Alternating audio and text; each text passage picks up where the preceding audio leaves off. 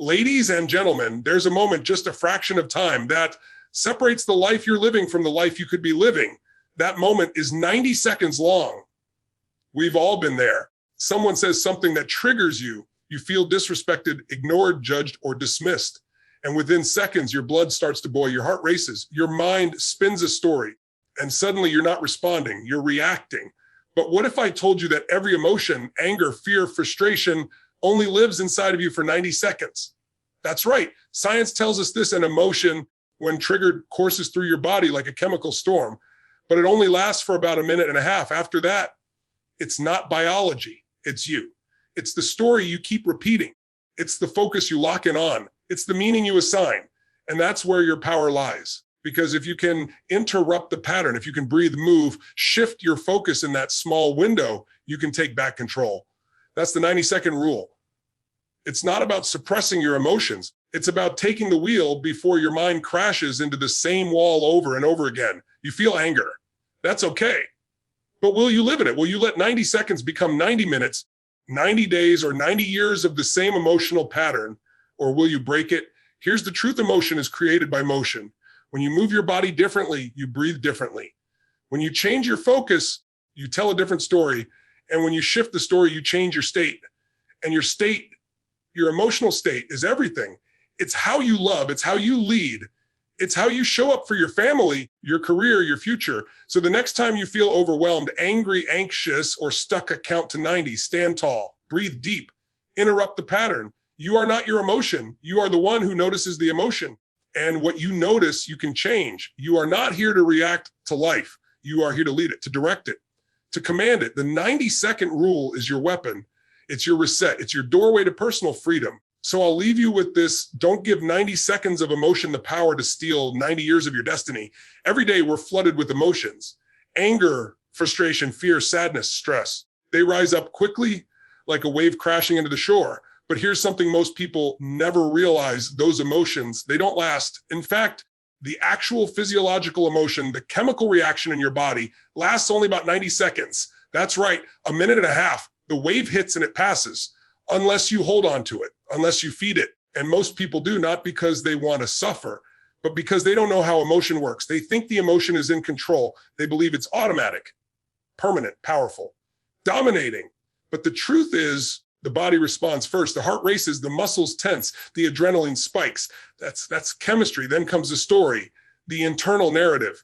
And that's where the emotion either dies or it grows stronger. You get cut off in traffic, your body reacts, anger rises. But in 90 seconds, that chemical surge fades away. What keeps the anger alive? The thoughts: the guy's an idiot. He disrespected me. People are so selfish. You start replaying it, feeding it. And now that 90 seconds becomes your next 30 minutes or your whole day. Why? Because you didn't just feel the emotion. You gave it fuel. You gave it a name. You gave it meaning. That's where most people live, in a loop of emotional reactions that should have passed but got recycled. And here's what's dangerous: we build habits out of this, patterns of emotional identity. You get angry often enough, and you don't just feel anger, you become an angry person. You worry often enough, and now you're anxious all the time. Not because the world is that way, but because your brain learned to rehearse the same emotions over and over again. The emotion is real, but how long it lives is up to you. If you let the emotion pass through, it leaves no scar. It's like a breeze moving through an open window. But if you trap it, if you shut the window and lock it inside, now that breeze turns into a storm and it controls you. Most people are being run by emotions they felt years ago. Something happened in the past and they didn't process it. They repeated the story again and again, and now it's their identity. But identity is not emotion, and emotion is not permanent. So what do? First, we must recognize the moment. The wave hits, feel it, observe it, breathe. Don't fight it, but don't feed it either. Let it pass. Don't name it, don't explain it, don't justify it. Just notice. You'll feel it fade, like mist disappearing in the sunlight. You'll feel clarity return. You are not the emotion. You are the observer of the emotion, and the observer always has power. When you take that 90 seconds and allow it to flow without attaching a story, you take control. You stop being the puppet. You become the master. It's not suppression, it's leadership, emotional leadership, and it begins with awareness. When you feel triggered, remember, this isn't your identity. This isn't your fate. It's just energy moving through your body. Don't grab it. Don't lock it in. Let it rise it and let it go. You are not angry. You are experiencing anger. There's a difference. You are not anxious. You are feeling anxiety. And that means you can shift it. It doesn't own you. You own it. The 90-second rule is the gateway. It's a reminder that you are never trapped unless you trap yourself. You are never stuck unless you glue your thoughts to pain. And once you understand this, you stop blaming the world for how you feel. You stop chasing people to fix your mood. You stop depending on external peace to feel internal freedom because you realize the truth. You have the power to feel it, to face it, and then to free yourself from it.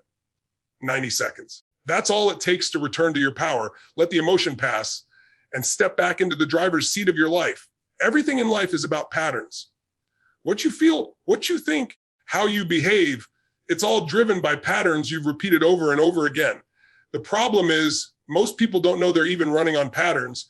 You wake up feeling tired, and what's the first thing you do? You slump your shoulder side, maybe scroll your phone, and guess what? That body posture, that focus, that behavior, it reinforces the feeling. Your state, your emotional state isn't random. It's the result of three forces coming together: your physiology, your focus, and your language. Your body is always communicating to your brain. And most people are unconsciously signaling low energy, frustration, or overwhelmed through how they move or don't move. Slouch your back, breathe shallow, look down, you'll start feeling worse. It's not magic, it's mechanics. Emotion follows motion. Now, here's the power. If you can change the pattern, you can change the state.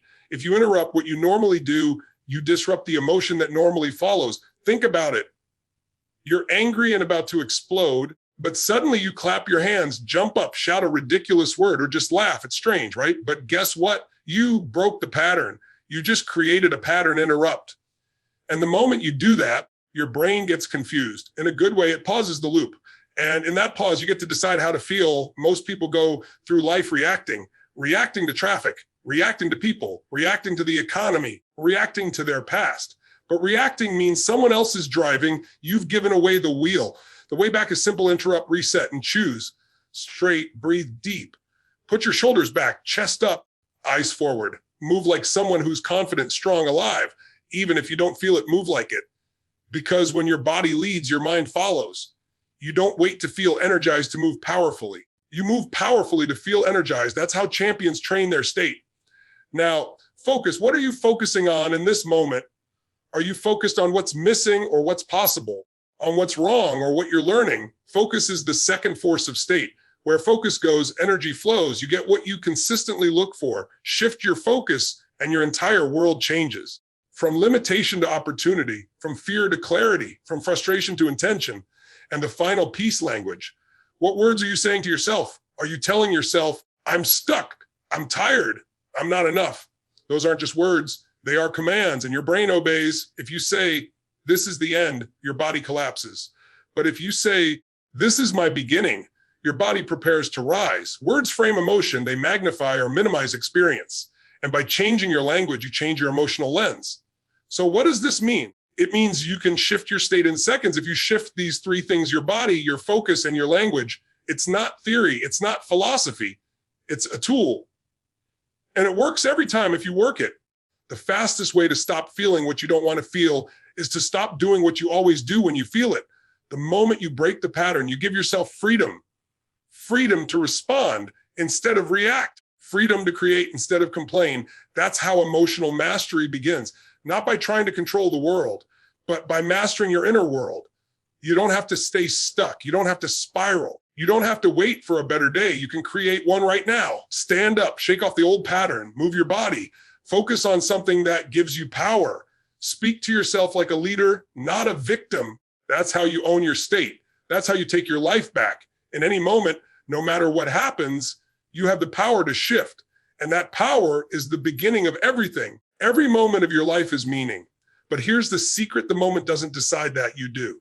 Two people can go through the exact same experience. One breaks down, the other breaks through. Why? Not because of what happened, but because of what it meant to them. Meaning is the force behind every emotion. The moment you give something meaning, you give it power.